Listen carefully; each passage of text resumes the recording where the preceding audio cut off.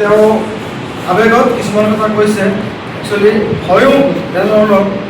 আৰু যোৱা দুদিন আগত অসমৰ মাননীয় মুখ্যমন্ত্ৰী হিমন্ত বিশ্ব শৰ্মা ডাঙৰীয়াই বিধানসভাত কিছু কথা কৈ গৈছে যে বসুন্ধৰাৰ জৰিয়তে তেওঁলোকে ভূমিহীন মানুহখিনিক যে মাটি দিছে, মাটিৰ পট্টা দিছে, তাত যোৱা চৰকাৰৰ কাৰ্যকালতো বিৰোধী হিচাপে কংগ্ৰেছ আছিল, থকাৰ পাছতো কংগ্ৰেছে কোনো মাত মতা নাছিল বা বিচৰাও নাছিল।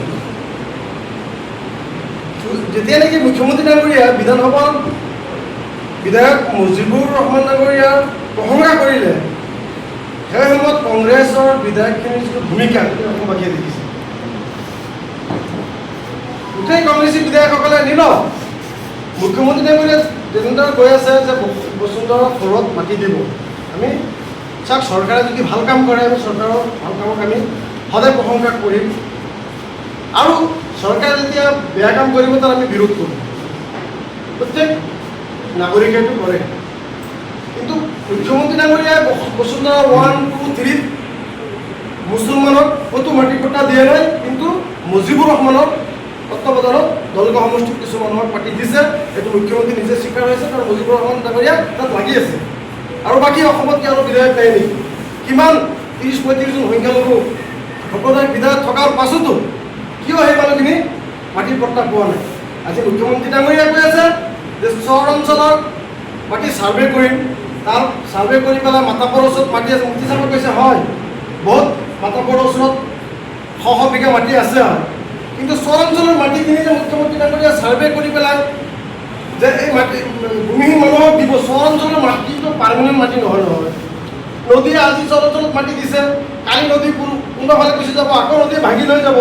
মুখ্যমন্ত্ৰীয়ে খালি এই অসমৰ ভূমিহীন মানুহ খালি চহৰ অঞ্চলতো নাথাকে। মুখ্যমন্ত্ৰীৰ কথাটো আমি একমত, চহৰ অঞ্চলৰ মাটি তেওঁ ছাৰ্ভে কৰক, ভূমিহীন মানুহক য'ত চহৰত বসবাস কৰি আছে তেওঁলোকক মাটি দিয়ক। চহৰ অঞ্চলৰ বাহিৰে যিমান মাটি মানুহ আছে অসমত, লাখ লাখ ভূমিহীন মানুহ আছে, যিসকল এই 70 চনৰ আগত অহা, যিসকল প্ৰকৃত ভাৰতীয় নাগৰিক, সেইসকলক মুখ্যমন্ত্ৰী ডাঙৰীয়াই তেওঁলোকক মাটিৰ পট্টা দিয়ক। আমি ধন্যবাদ জনাম, আমি তেওঁৰ লগত সহযোগ কৰিম। কিন্তু আজি মুখ্যমন্ত্ৰী ডাঙৰীয়াই যেতিয়া কৈছে বসুন্ধৰা ফ'ৰত আমি ভূমিহীন মানুহখিনিক মাটি দিম, কিন্তু কংগ্ৰেছৰ ভূমিকা কি আছিলে? এই সময়ত তেওঁলোকে নীৰৱ হৈ আছিল। বিৰোধী হিচাপে মই কওঁ, কংগ্ৰেছৰ এতিয়া সময় আছে, বিগত স্বাধীনতাৰ পাছত যি কৰিলে মুছলমানক যি নিক্ষেপ কৰাৰ যিটো তেওঁলোকৰ ষড়যন্ত্ৰ আছিল, আৰ্থিকভাৱে শৈক্ষিকভাৱে চাৰিওফালৰ পৰা কংগ্ৰেছে ডমিনেট কৰি ৰাখিছে ধৰ্মীয় সংখ্যালঘু মানুহখিনিক। আজি যাৰ কাৰণে এই অৱস্থা, আজি মানুহখিনি মাটি নাই। আজি আমাৰ মানুহখিনি যে বাহিৰত যোৱাৰ পাছত তেওঁলোকে যে মিয়া বুলি গালি পাৰে, বাংলা দেখিব এনে কয় নেকি? তেওঁলোকৰ থাকিবলৈ জেগা নাই, থাকিবলৈ ঘৰ নাই, তেওঁলোকে নাজানে ভাষা নাই, শিক্ষিত এইখিনি কোনে কৰিছে? বিগত আগৰ চৰকাৰবিলাকে কৰিছে। কংগ্ৰেছে ইচ্ছা কৰিলে মুছলমানে যিমানখিনি কংগ্ৰেছক দিছে তাৰ পৰা যদি 10% মুছলমানক কংগ্ৰেছে দিলে হয়, আজি এই অসমৰ মুছলমানৰ অৱস্থা এনেকুৱা নহ'লহেঁতেন। আমাৰ মুফতি চাহাবে আৱেগিক হৈ যে তালাক শব্দটো কৈছে, আপোনালোকে বেয়া পাব নালাগে, হয় বহুত আৱেগিক হৈ গৈছে। আজি কংগ্ৰেছক মুছলমানে ইমানখিনি দিয়াৰ পাছতো কংগ্ৰেছে কিয় দিয়া নাছিল? আজি ডাঙৰ ডাঙৰ লেকচাৰ মাৰে বিধানসভাত বহি তেওঁলোকে। মুফতি চাহাবে কৈছে এজন বিধায়ক ECC মানে কি বুজি নাপায়, ইউনিফৰ্ম চিভিল কোডক ইউনাইটেড চিভিল কোড কয়। গতিকে এনেধৰণৰ বিধায়কক আমাৰ মানুহখিনিয়ে জিকাই বিধানসভাত পঠাই দিয়ে, আৰু 5 বছৰ তেওঁলোকে চৰকাৰৰ পৰা দৰমহা লয়, আৰু নিজৰ সম্পত্তি পাহাৰ কৰে। আৰু আমাৰ এই দুখীয়া মানুহখিনি, আজি ভূমিহীন মানুহখিনিৰ কাৰণে যদি তেওঁলোকে কিবা এটা চেষ্টা কৰিলেহেঁতেন, চৰকাৰক যদি আবেদন কৰিলেহেঁতেন, চৰকাৰৰ লগত লাগি মিলা মিছি কৰি মানুহখিনিক ইচ্ছা কৰিলে মাটিৰ পট্টা দিব পাৰিলেহেঁতেন, কিন্তু তেওঁলোকে দিয়া নাই।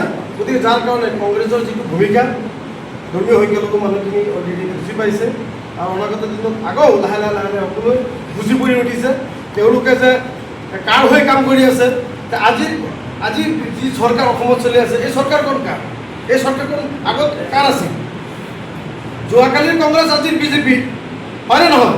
গতিকে মইতো কওঁ জিপি চৰকাৰ, এইজন কংগ্ৰেছৰ পৰা অহা এই বিজেপি চৰকাৰ। গতিকে তেওঁলোকে কংগ্ৰেছৰ দিনত কৰিব পৰা নাই, মানে তেওঁলোকৰ হাইকমাণ্ডৰ বাধা আছিল যে মুছলমানৰ ভাল